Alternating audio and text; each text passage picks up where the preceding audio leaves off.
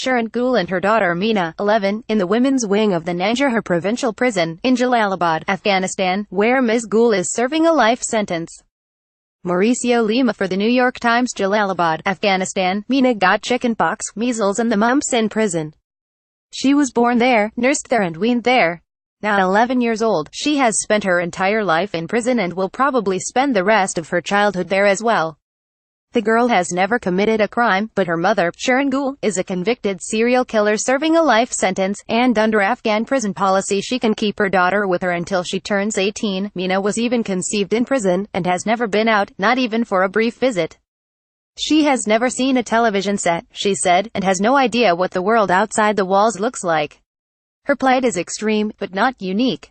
In the women's wing of the Nangarhar provincial prison here, she is one of 36 children jailed with their mothers, among 42 women in all. But none of the other children have spent such a long time in custody. Most of their mothers' sentences are much shorter. Locking up small children with their mothers is a common practice in Afghanistan, especially when there are no other close relatives, or fathers are absent or estranged. Child advocates estimate that there are hundreds of imprisoned Afghan children whose only crime is having a convicted mother. There is a program that runs orphanages for children whose mothers are imprisoned, but the women have to agree to let their sons and daughters be taken, and the program does not cover many areas of Afghanistan, including Jalalabad. At Meena's prison, the women's cells are arranged around a spacious courtyard, shaded by mulberry trees, and the children have free reign of it. There is a set of rusting, homemade swings, monkey bars and slides that end in muddy puddles. A schoolroom is in one of the cells, with a whiteboard and a mixture of benches and chairs, seating 16 children at 8 desks. A single teacher looks after 3 grades, 1st through 3rd, an hour a day for each grade. At age 11, Meena has reached only the 2nd grade. The story of a child in prison in Nangarhar. Video by VOA Pashto. When I met with Meena, she sat down, clutching a yellow plastic bag under her shawl. My whole life has passed in this prison, she said, during a tense interview in the women's wing last month. Yes, I wish I could go out. I want to leave here and live outside with my mother, but I won't leave here without her. Meena left with other children who live in the women's wing of the prison. Mauricio Lima for the New York Times. Meena was soft-spoken, composed and well-mannered, with a cherubic round face framed by a modestly drawn hijab. Her mother was chain-smoking, brash and outspoken, tattooed in a country where tattoos are considered irreligious, her head scarf askew to reveal henna-streaked hair. How do you think she feels, Ms. Gul said, impatient at what she derided as stupid questions. It's a prison. How should she feel?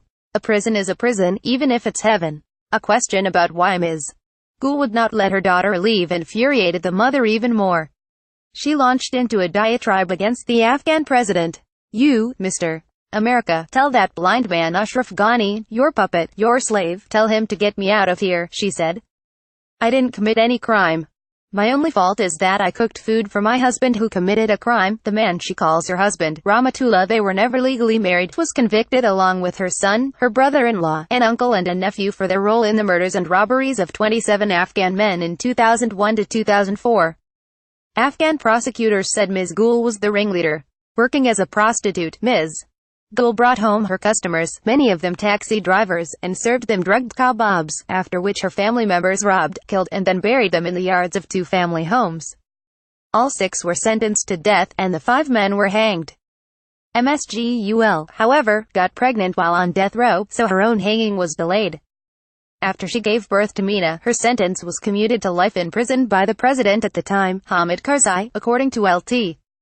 Call. Mohammed Asif, the head of the women's cell block here. Ms. Gul first claimed that she had never confessed to the crimes, then said she had been tortured into confessing to them. Frustrated, she made clawing gestures across a table and hissed, I'll kill you. I'm going to come over there and take out your eyes. Meena touched her lightly on the shoulder to try to calm her down, put a forefinger to her lips and said, shush. Her mother subsided, briefly. The girl was still holding the yellow plastic bag. Inside was a bundle wrapped in a folded red and white kitchen towel. Shirin Gul with Meena by a prison gate. Mauricio Lima for the New York Times. What's in there, Meena? I asked. Pictures of my father. She proudly unwrapped them to show them off. Meena and her mother rarely get visits, and never from family members or friends, all of whom are either dead or estranged. Part of the reason Meena is still behind bars is that she has no surviving relatives who would take her, even if her mother allowed it. Or as Ms. Gul explained it, I have many enemies. I wouldn't trust anyone to take Meena outside. The photos were of Rahmatullah, whom Meena calls her father, portraits, snapshots on holiday, pictures of him with Ms. Gul. Rahmatullah, who like many Afghans had only one name, was also convicted of killing Ms. Gul's legal husband, a police colonel, when Ms. Gul and Rahmatullah were having an affair. The colonel's body was among those found buried in the yards of the family homes in 2004. Rahmatullah was also a convicted pedophile and thief and reputedly a former Taliban commander. What he almost certainly was not, however, was Meena's biological father. The dates do not fit. He was already in jail when he implicated Ms. Gul in the murders, and they were in different prisons in different cities at the time of Meena's conception. Afghan officials said that an unknown prison officer was Meena's birth father, and officials accused Ms. Gul of deliberately getting pregnant to avoid the gallows. Meena went through the photographs one after another, lingering over some, including two of Rahmatullah dead, after his hanging, in a burial shroud but with his face visible. It was not a pretty sight. In a 2015 interview with the New York Times, Ms. Gul admitted that she and Rahmatullah had killed her husband together. She denied it when I spoke to her. It was all Rahmatullah's fault. Ms. Gul said, I would not be here if it wasn't for him. They should execute me, then Meena would have cried for one day, and it would be over. Instead I am crying every day. It's a slow death, dying all the time. In her calmer moments, Ms. Gul had a simple, chilling message to convey: Meena deserves her freedom. But she won't get it unless her mother does, too. Tell Ashraf Ghani that, she demanded. Children in jail is a scandal without an easy solution, advocates say. When you didn't commit a crime, you shouldn't be punished for it, and those children did not commit any crimes, said Bashir Ahmad Basharat, the director of the Child Protection Action Network, a quasi-governmental agency. Keeping the children in prison is against both international norms and Afghan law, Mr. Basharat said, despite the practice being so widespread. But it's something where we don't have other alternatives. The country's approximately 30 women's prisons have several hundred children accompanying their mothers, he said. The women's wing at the Pule Sharki prison in Kabul now has 41 children who are younger than 5. As Afghan prisons go, Nangarhar's women's facility appeared to be comparatively uncrowded and well-maintained. The 36 children there on the day I visited ranged in age from 3 days to 11 years. Meena was the oldest.